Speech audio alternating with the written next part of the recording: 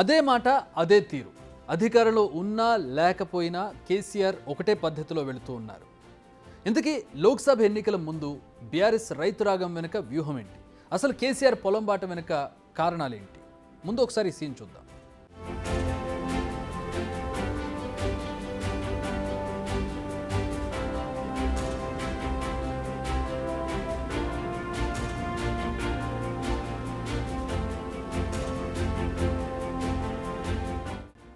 పచ్చని పొలాల్లో రైతులను పరామర్శిస్తున్నారు బీఆర్ఎస్ అధినేత మాజీ ముఖ్యమంత్రి కేసీఆర్. అది కూడా పంటలు ఎండిపోయాయని, సరే మేము చెప్పేది అబద్ధం అనుకోవడానికి కూడా లేదు, కళ్ళకు కట్టినట్లు కనిపిస్తున్నాయి విజువల్స్.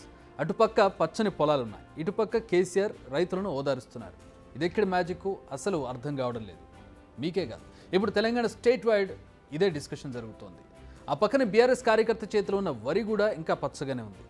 మీరే చూడండి. ఇవి కేసీఆర్ చేపట్టిన పొలం బాటలో కనిపించిన కొన్ని సీన్స్.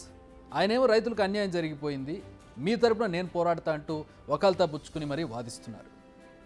నిజానికి కొన్ని రోజులుగా బీఆర్ఎస్ నేతలు రైతు సెంట్రిక్గా రాజకీయాలు చేస్తున్నారు. మొదట హరీష్ రావు స్టార్ట్ చేశారు, కొన్ని ప్రాంతాల్లో ధర్నాలు చేశారు, ప్రభుత్వంపై విమర్శలు కూడా చేశారు. మమ్మల్ని ఎంతైనా తిట్టండి కానీ రైతులను ఆదుకోండి అంటూ సెంటిమెంట్ డైలాగులు కూడా వేశారు ఆయన. కానీ అవి వర్కౌట్ అయినట్టు కనపడడం లేదు. ఈసారి ఏకంగా గులాబీ బాస్ రంగంలోకి దిగారు. ఆయనది కూడా సేమ్ అదే లైన్. పంటలు ఎండిపోయాయి, ఇది వచ్చిన కరువు కాదు, కాంగ్రెస్ తెచ్చిన కరువు అంటూ విమర్శలు మొదలుపెట్టారు. నేను సూర్యాపేట జిల్లాకు పోతే అక్కడ నీళ్ళు కాలువలు వదిలింది. తెల్లారే ఫోన్లు వచ్చినాయి, సార్ మీరు బస్సు వాపసు పోగానే మళ్ళీ నీళ్ళు కూడా వాపసు పోయినాయి అని చెప్పి. అక్కడ ఒక డ్రామా. సాగర్లో ఇప్పుడు కూడా డెడ్ స్టోరేజ్ మీద 14 టీఎంసీలు నీళ్లు ఉన్నాయి, 7 టీఎంసీలు మీద ఉన్నాయి, 7 టీఎంసీలు కింద ఉన్నాయి.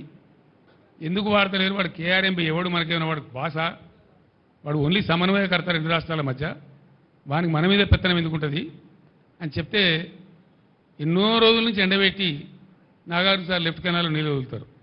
నేను చెప్పితే నేను ఇటు వస్తున్నా, కరీంనగర్ వస్తున్నా అని ప్రకటిస్తే మొత్తం కూలిపోయిందని మాట్లాడినటువంటి కాళేశ్వరం పంపులు ఆన్ చేసి వరద కాలువలోకి నీళ్ళు వదులుతారు. ఇది కేసీఆర్ చెబుతున్న లెక్క. కానీ అసలు లెక్కలు వేరే ఉన్నాయంటున్నారు ప్రస్తుత మంత్రి ఉత్తమ్ కుమార్ రెడ్డి. ఆయన ఏం చెప్తున్నారు చూద్దాం. తెలంగాణ ప్రజానీకానికి, తెలంగాణ రైతులకి మేము చేతులెత్తి దండం పెట్టి విజ్ఞప్తి చేస్తున్నాం. ఇది కేసీఆర్ తీసుకొచ్చిన కరువు. కేసీఆర్ హయాంలో నీళ్లు తగ్గిపోయినాయి. మేము 24 గంటలు కరెంటు వ్యవసాయానికి, ఇండ్లకి, పరిశ్రమలకు ఇస్తూ ఎక్కడా ఒక్క నిమిషం కరెంటు కట్టు లేకుండా, మంచినీటికి ఇబ్బంది లేకుండా, ఈ తక్కువ నీళ్లతో ఎక్కువ పంట ఎట్లా కాపాడుకోవాలో మేము సర్వశక్తులొడ్డించి ప్రయత్నం చేస్తున్నాము. అది కేసీఆర్ మాట, ఇది ఉత్తమ్ కుమార్ మాట. ఇది కేసీఆర్ తెచ్చిన కరువే అన్నది కాంగ్రెస్ కౌంటర్. మరి ఆయన చేస్తున్న డిమాండ్లు బాగానే ఉన్నా అసలు ఆ డిమాండ్లు చేసే హక్కు ఆయనకు ఉందా అని ప్రశ్నిస్తున్నారు కాంగ్రెస్ నేతలు. 2018 అసెంబ్లీ ఎన్నికల సమయంలో 1,00,000 రుణమాఫీ అన్నారు, ఇచ్చారా? నిరుద్యోగులకు 3,000 భృతి అన్నారు, ఇచ్చారా? 5 ఏళ్లలో 1,00,000 రుణమాఫీ చేయని కేసీఆర్ తాము అధికారంలోకి వచ్చిన 3 నెలల్లోనే 2 లక్షల రుణమాఫీ చేయమనడం ఎంతవరకు కరెక్ట్ అని కాంగ్రెస్ నేతలు ప్రశ్నిస్తున్నారు. మొత్తానికి లోక్సభ ఎన్నికల ముందు మళ్లీ రైతాంగం చుట్టే తిరుగుతోంది తెలంగాణ రాజకీయం. ఇవన్నీ పక్కన పెడితే కేసీఆర్ ప్రెస్ మీట్ పొలంబాట కార్యక్రమం పుణ్యమని ఇక్కడ ఒక విషయం మాత్రం కన్ఫర్మ్ అవుతోంది. కేసీఆర్ రూల్స్ చెబుతారు కానీ వారు పాటించరు అని. ఎందుకంటే ఆయన ఆ ప్రెస్ మీట్లో వాడినటువంటి భాష, ఆ భాషను చూస్తే ఆ విషయం మనకు అర్థమవుతుంది. ఓ మాట మాట్లాడితే పద్ధతి ఉండాలి, ఓ హోదా ఉండాలి, దానికి ఒక గుర్తింపు ఉండాలనే స్పీచ్లు దంచుతూ ఉంటారు కేసీఆర్. మొన్న ఆయన పద్ధతి చూసినట్లయితే, ఇక నిన్న ఆయన నోటి నుంచి కొన్ని పదాలను ఎలా ఈజీగా వాడారో ఒకసారి చూద్దాం.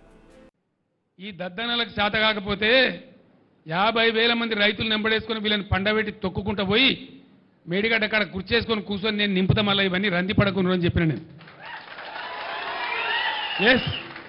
చేసి చూపిస్తాం. పండబెట్టి తొక్కేస్తా, ఇలాంటి పదాలు అక్కడ చాలా ఉన్నాయి, చాలా అన్నారు. ఇక్కడ రూల్స్ అడ్డం వస్తాయి కాబట్టి అవన్నీ మళ్ళీ రిపీట్ చేయలేను నేను. సో అక్కడ ఆయన అన్ని మాటలు మాట్లాడుతూ ఉన్నారు. మొన్నటి వరకు సీఎం రేవంత్ రెడ్డి భాషపై ఆయన చాలా స్పీచ్లు ఇచ్చారు. సో రేవంత్ రెడ్డి భాష సరిగ్గా లేదన్నారు. ముఖ్యమంత్రి పదవిలో ఉన్న వ్యక్తి ఎలా మాట్లాడాలనేది కూడా కొన్ని రూల్స్ అండ్ రెగ్యులేషన్స్ ఆయన చెప్పారు. ఇప్పుడేమో మళ్ళీ తన పాత భాష ఆయన మొదలుపెట్టారు. ఇప్పటికైనా ఆయన ప్రభుత్వ హయాంలో కూడా ఇబ్బంది పడ్డ రైతులు గుర్తొచ్చారు. కానీ ఆయన ముఖ్యమంత్రిగా ఉన్నప్పుడు ఈ పర్యటనలు ఎందుకు చేయలేదో స్పష్టం చేయాలి.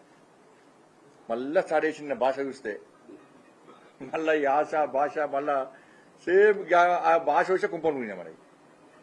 ఆ భాష యాస నటన చూసి ఆ 10 ఏళ్ల కింద గిట్టిన ఇదే భాష తెలంగాణ ప్రజల బతుకులు బర్బాద్ చేసింది.